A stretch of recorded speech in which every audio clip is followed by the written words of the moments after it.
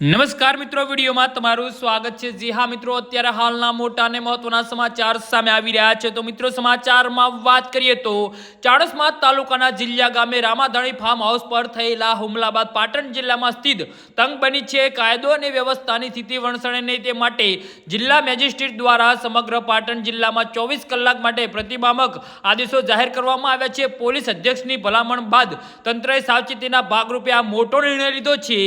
જી હા મિત્રો, અધિક જિલ્લા મેજિસ્ટ્રેટ દ્વારા ભારતીય નાગરિક સુરક્ષા સંહિતાની કલમ 163 અગાઉની કલમ 144 હેઠળ જાહેરનામું બહાર પાડવામાં આવ્યું છે।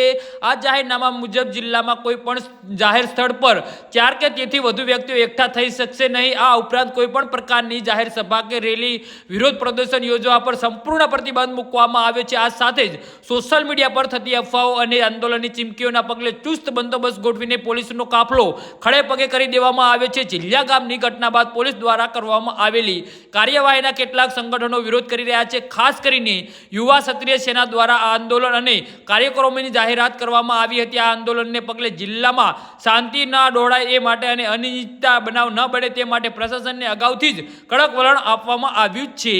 જી હા મિત્રો, તો આના વિશે તમારું શું કહેવું છે તો નીચે અમારી કમેન્ટ બોક્સમાં જરૂરથી જણાવજો અને અમારી યુટ્યુબ ચેનલને સબસ્ક્રાઇબ કરવાની ભૂલતા નહીં। વિડીયો પૂરો જોવા બદલ તમારો ખૂબ ખૂબ આભાર।